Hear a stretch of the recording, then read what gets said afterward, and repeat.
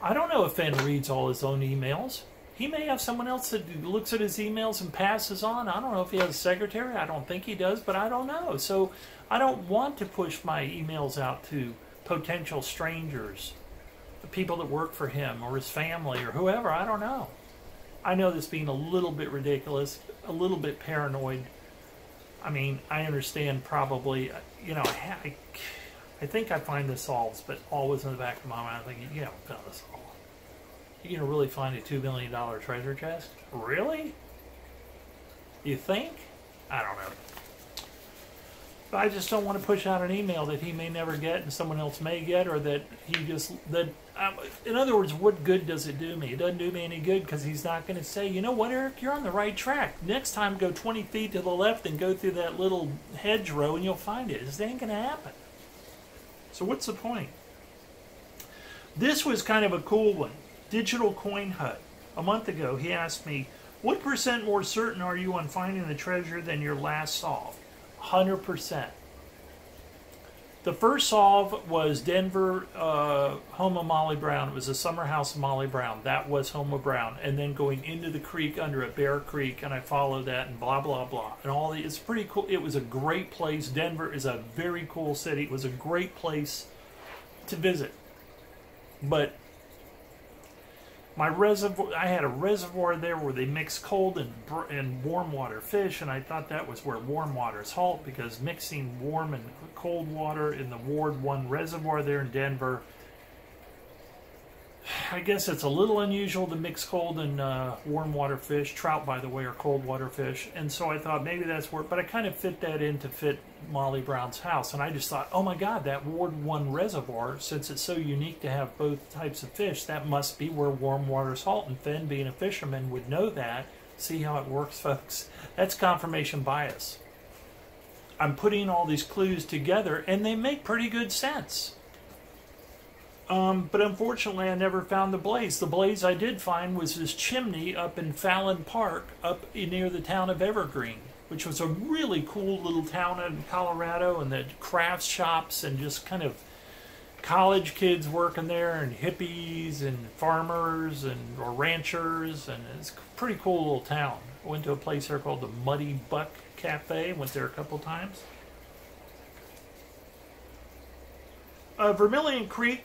I had a bit, so for Homa Brown, I thought, Molly Brown, I was about 25% confident. Vermilion Creek was about 50% confident because of that freaking medicine wheel.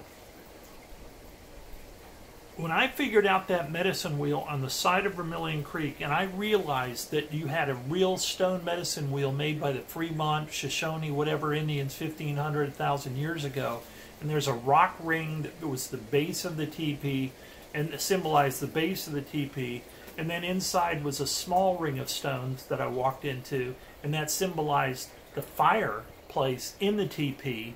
And here this rock thing was on the side of this creek that I was at, and I go down to this creek. That was so cool. I mean, I was absolutely convinced that was the blaze. This medicine wheel that I found, super cool. But let me tell you something. One guy made a joke. He said, I didn't know this was supposed to be an Ironman contest. He was talking about the fact that for me to even get down to the medicine wheel and then try to go up this canyon, which I got stopped by this physical impediment. Forrest Fenn wouldn't have done that in a million years. Average person wouldn't have done that. Average person with a brain wouldn't have done it in a million years. I got a lot of comments from people saying, hey, Forrest Fenn wouldn't go where you went. I mean, I go down this rubble-strewn, rugged road, and ATV tires that were up at the top, and then people had to walk down, and hardly anyone had ever been there, you could tell. It's a very, very isolated place. It's out in this almost desert, a very arid country, and, you know, it was, looking back, it was an absolutely stupid place to think Forrest Fenn had ever been. Because he never would have walked there in a million years. It's so dumb. God, my confirmation bias was working. I mean, it was Flaming Gorge, and go down there and then go up Vermilion Creek and don't need a paddle up it. And there's the blaze, this medicine wheel on the side of the creek. I mean, it was rolling. It was rolling. I was like, that one, I was about 50% sure. Only again because, why wouldn't it 100? I don't know what percentage it was when I went out there. I knew I really wanted to go and I was very excited about it. But I thought if I would go down, what happened right immediately was when I went down and I walked all the way down and then I walked back up this creek, which was bone dry, and I could not even see the medicine wheel from the creek. So the entire concept of going up the paddle or going up the creek you don't need a paddle for, and seeing the blaze, I realized right then, well, you can't even see the blaze because you had to go up this kind of little hill to even be up where the blaze was. So that kind of shot that down. And then I thought, well, maybe it's up in this canyon where there are pictographs, and I never made it. I mean, if you want to watch the videos, it's really interesting when I get to this particular physical place where I can't, you know, as I said, it kind of faced with the concept of wood or cold. I got faced with the concept of going up a wooden ladder or going through an ice-covered pond. I'm not making this up. It's in there. That's what I was faced with. There was no further way. There was no other way to get up this canyon to get to these pictographs, these Indian pictographs that I thought could be the new blaze, since it wasn't the medicine wheel that I couldn't see from the creek. Because these you could see off to the side, and then you would supposedly look down. But I never even got there because I couldn't, literally, I didn't. So, you know, if you want to go watch it. I mean, I wasn't going to try this ladder by myself. Someone called me a wimp, thank you very much. And I wasn't certainly going to go through this cold, icy water because I even slip and fall trying to get, just to test the water, which was stupid because, hey, Eric, there's ice floating on it. You better test it and see if it's cold. Yeah, it was very cold. So, I don't know, it didn't work out either. This one is a whole, I can't even tell you how much different this is. This is what Fenn said to someone. You have to think the right things to understand the poem. This is something the poem, you have to understand the right things to understand the poem. That's all I can say. I'll just say I understand why he says things sometimes the way he does because you don't want to give away too much. But yeah, you just have to be I think he said you have to be thinking the right things for the poem to work or something like that. You have to be thinking the right things for the poem to work. I know a lot of you are going, that doesn't help. No, I know it doesn't, but it's like, it's all I can really say. You have to be thinking the right things for the poem to work. But you can't do this thing, like I said, to reiterate again. You can't go out and just say, here's a place that has warm water in the title or cold water in the title. Let's go clues 1 through 7, or 1 through 9, or 1 through 12, or how many clues you think there are, because I don't think that's important. It's just reading what you read in the poem and following is all that's important to me. But, yeah, you know, technically, I take it back. I guess you could do that if you have 300 years to live and you're going to go out, you know, 20 times a year. I mean, I suppose you could go do it that way, and it looks like some people do it that way by the amount of trips they've done. But let's not forget this, too, for some of you doubters. I mean, when I see that some people have gone out on 150 trips, obviously these people can do it. And you know what? It kind of goes back to what I've said before. If you want to spend your summer hiking and camping, what better way to do it than always have a little fun trip like a treasure hunting trip? Well, I mean, that's cool. That's fun. That's a great way to spend a couple of weeks camping. You know, hey kids, hey wife, hey husband, whatever. Today, remember, we're going to go hike up there and see if we find it. That's pretty freaking cool. Better than just going lazing around in a hammock, you know, and doing nothing. Although lazing around in a hammock's pretty cool too. I like that. Yeah, if I go, yeah, we had a hammock where I grew up, and that was cool. Just go out in the backyard and lay in the hammock and look up at the trees and birds shit in your eye. And, no, I'm just kidding. Yeah, I might have to go to, did I mention Library of Congress? I think I might be going to Library of Congress.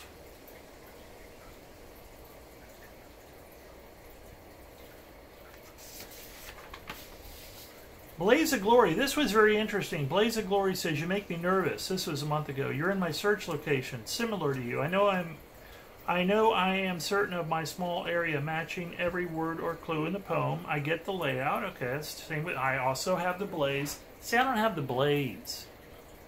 I might have the blaze. I might have the blaze. Hey, Tober. You know, I tried to bring Tober in earlier in one of my little trips away from here, and he kind of pulled a little thing where he went between my legs so he could stay out a little longer.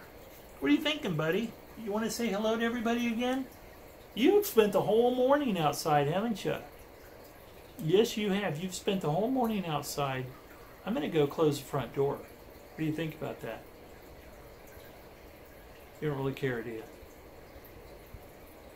You're a good boy. All right. So I'm going to go close the front door for good. I shall return it. You know who did that? He did it again. I'll be back in a second. Everything is just getting the crap beat out of it by you know who. Okay, buddy. Oh, so let's go back to this. What are you thinking?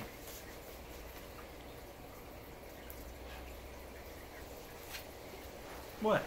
Door's closed. You're not going out front anymore.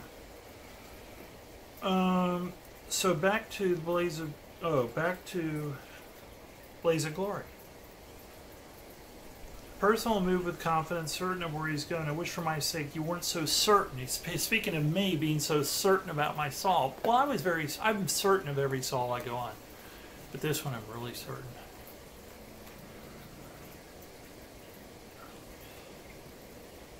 He says, I'm just not going in the winter. What if your spot is covered in snow?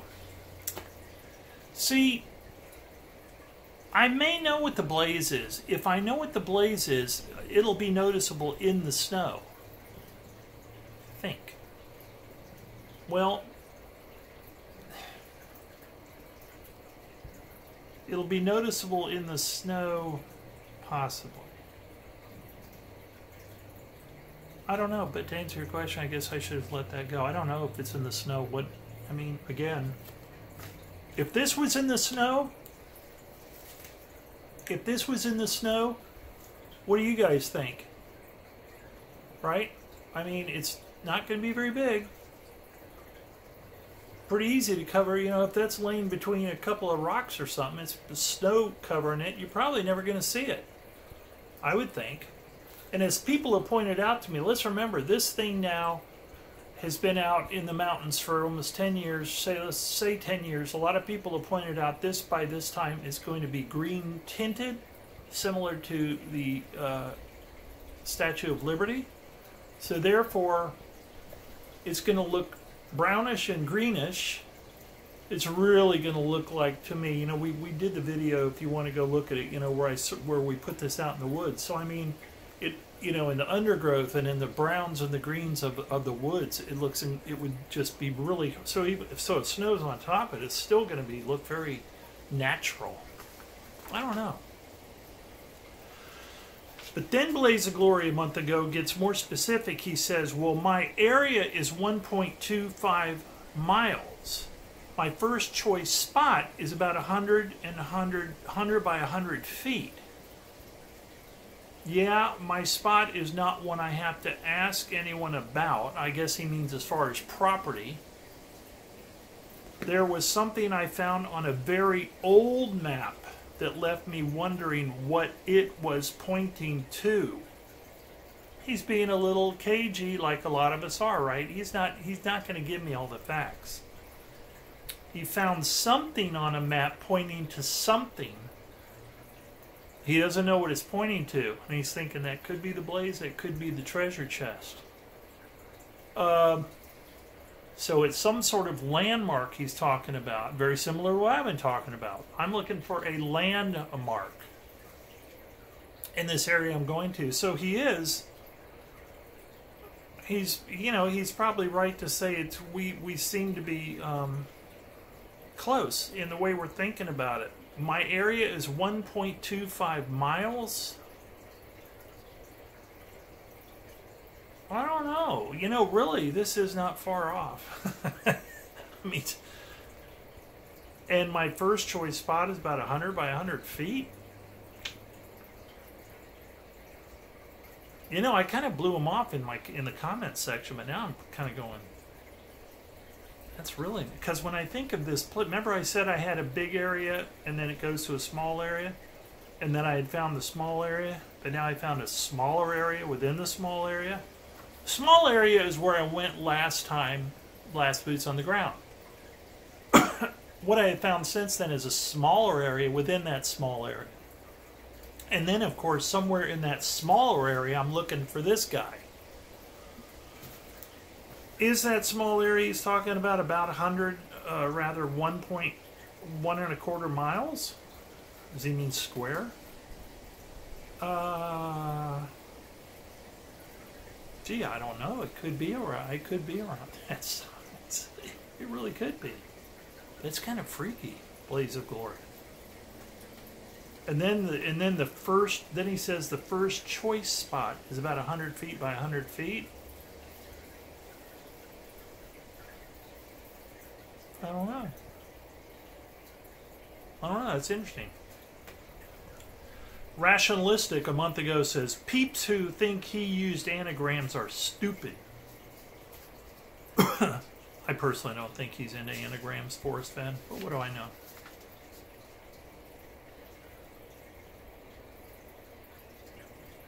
Oh, Diana Grieve was the one who said you should email him your specific search location. I just wrote her back and said, what's the point? He won't tell me if I found it. Sorry about all the coffee, and I don't know what this is.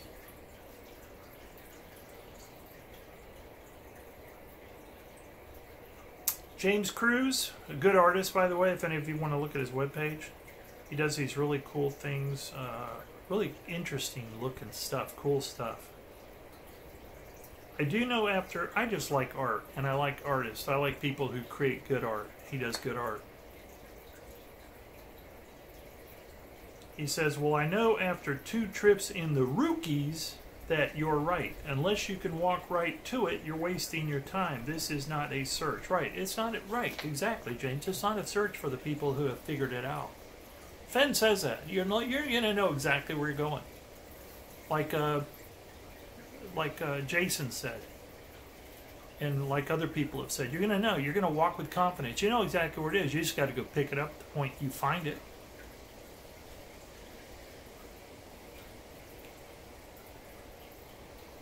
James Cruz references Moby Dick. That's kind of funny. He says, makes me think it's really not that special except to him. James Cruz says, makes me wonder if the special spot is only special to him.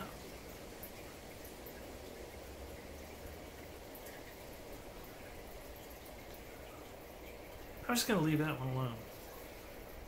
It is special to him for a reason. It's special to Fenn for a reason. I'm going to leave it at that.